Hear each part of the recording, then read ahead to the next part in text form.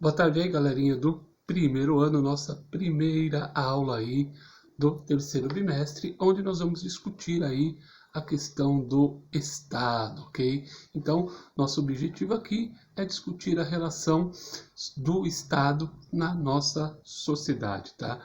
Debater a noção de Estado. O conceito de Estado, tá? Foi analisado aí ao longo da história por inúmeros filósofos ao longo da própria história da filosofia. E antes da gente entrar aí nesse debate mais profundo aí a respeito do Estado, nós vamos ver aí umas funções mais simples do Estado, tá? O Estado em nossa sociedade está presente em todas as nossas ações, ok? Então, vou deixar uma perguntinha aí para vocês que está no caderno do aluno, que diz assim: você já foi atendido ou presenciou o atendimento de alguém de sua família ou de um amigo por um funcionário público? Como foi esse atendimento, tá? Então, o Estado, ele é representado aí por diversas repartições públicas. Quando você vai a um posto de saúde, por exemplo, você está sendo atendido pelo Estado. Quando você vai na delegacia fazer ali um boletim de ocorrência, você tem lá um funcionário público atendendo a você. Quando você vai à secretaria da escola e pede ali, solicita uma documentação, você também está sendo atendido por um funcionário público. Os inspetores da escola, os professores, os coordenadores, médicos, enfim, tá? Existe aí um conjunto de pessoas que fazem parte deste conjunto de instituições aí que é denominada Estado. A escola, por exemplo, tá, é um espaço, segundo a pergunta aqui, no qual você e seus colegas se relacionam diariamente com funcionários públicos. Quais são esses funcionários e o que pode ser aprimorado nesse relacionamento? Então, quando nós falamos aí, né, da escola, a escola talvez seja para vocês o maior exemplo de convivência entre as pessoas e o atendimento público, tá? Os funcionários públicos, eles estão lá porque na maioria dos casos eles foram aprovados por um concurso público onde tem a função de atender o público, ok? Por isso nós somos funcionários públicos e devemos aí atender ao público para que suas demandas sejam aí efetuadas, que sejam realizadas. No caso da secretaria da escola, trazer os documentos, deixar a vida educacional de vocês organizada. No caso dos professores, deixar a vida funcional deles organizadas. Então, cada funcionário público aí exerce uma função dentro do Estado.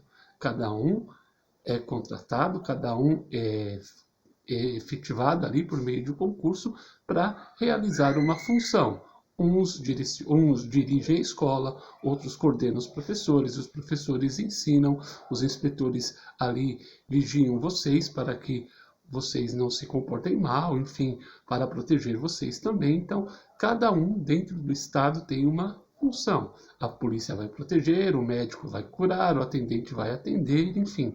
Cada um dentro do Estado exerce aí uma função que lhe é cabida. Bom, nós vamos falar aqui sobre uma das primeiras organizações de Estado que ocorreu no mundo ocidental. Nós vamos falar aí um pouquinho da sociedade grega do século IV a.C. Essa época aqui é a época em que Platão vivia e a sua sociedade era dividida entre homens livres, proprietários de terras, homens livres, artesãos, e homens sem propriedades agrícolas e escravos, tá? Pessoas que por não terem como pagar suas dívidas, tinham que ficar ali, tá?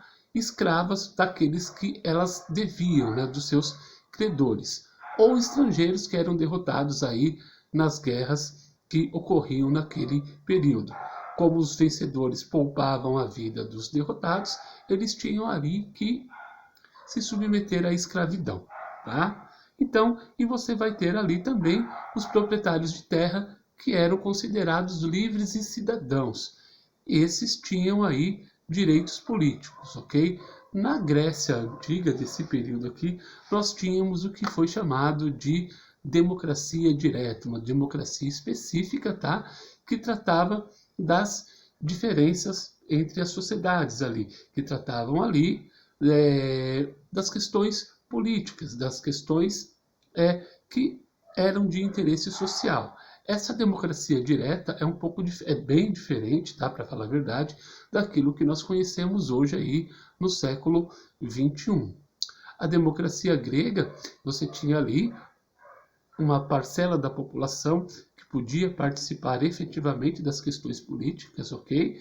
Era uma sociedade ali que os homens nascidos em Atenas, proprietários de terra, os maiores de 21 anos, tinham direitos políticos, ok? Então, era uma sociedade que, apesar de ter uma democracia direta, era uma democracia excludente, porque, ao mesmo tempo, ela excluía mulheres, excluía pessoas que não nasceram em Atenas, excluía aqueles que não tinham propriedades. Então, essa democracia direta era uma democracia direta para aqueles que exerciam o poder econômico, tá? Tinham a posse do poder econômico. E Platão não gostava disso e dirigiu seu pensamento propondo aí representar a política de forma que o poder não fosse dado pelo nascimento e que, em vez da corrupção, fosse praticada a justiça, tá? Então, os direitos políticos nesse período estavam muito vinculados aí à questão econômica. O Platão tinha, como eu já expliquei para vocês em outra aula aí, a ideia que o ser humano tinha uma alma dividida em 3 partes, tá? Então, da mesma forma que a alma era dividida em 3 partes, a sociedade deveria ser responsável aí também por uma divisão tripartite. Deviam ter aí 3 camadas sociais que pudessem organizar a sociedade. Vocês devem se lembrar, espero eu, que as partes da alma de Platão eram as seguintes.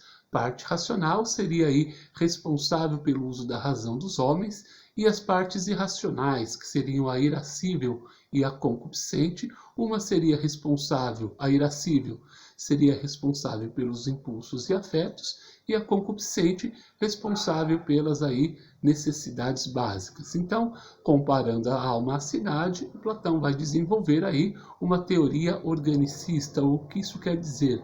Que a sociedade deve funcionar como um organismo, onde cada órgão tem uma função, onde cada indivíduo tem uma função. Então, fazendo aí essa ideia de comparar a alma à cidade, ele vai estabelecer as partes da alma com as funções da cidade. Então, eu vou ter lá a parte racional, que seria responsável pelo uso da razão, seria composta aí pelos magistrados e governantes. Esses seriam responsáveis por governar a cidade com sabedoria. A alma irracional, irascível, que é responsável aí pelos impulsos e afetos, seria representados pelos guerreiros ou guardiães, tá? Estes teriam a função de proteger a cidade com fortaleza.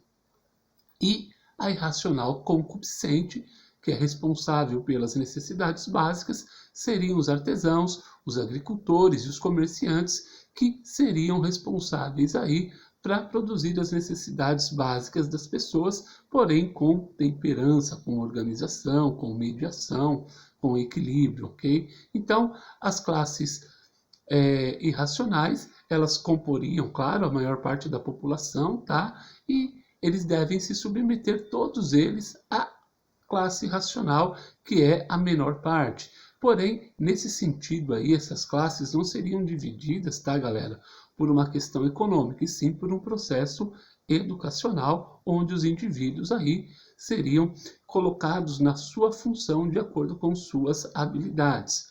Mais ou menos o que acontece num dos filmes aí, né, que a gente assiste de organização de sociedades perfeitas aí, onde cada indivíduo deve fazer aquilo que tem de melhor para a sociedade, tá? Então, o Estado seria aí responsável por garantir a organização de maneira saudável, respondendo pela organização da sociedade. Então, os governantes governariam com sabedoria para que a sociedade tivesse aí uma organização social mais adequada melhor e mais justa. Tá? Então, nós teríamos aí os magistrados e os governantes, seriam esses cargos, ocupados esses cargos, tá? Por sua capacidade racional e sabedoria. E aí, os guerreiros seriam por sua coragem e os trabalhadores aí braçais por suas habilidades, cada um colocado aí em sua função específica, tá? Para finalizar, cada sujeito aí iria ser constituído por um processo educacional. E aí, né, lá no filme Divergentes tem essa parte, né? Você tem lá as pessoas escolhidas conforme as habilidades que vocês devem oferecer para a cidade. Então, eu tenho aí nessa sociedade platônica, nessa organização de Estado proposta por Platão, que as pessoas devam aí fazer as suas atividades a partir de suas habilidades, tá? Eu vou deixar lá no Google Sala de Aula para vocês algumas questões para responderem a respeito aí do tema da aula, tá? Então, um abraço para vocês e até a próxima aula.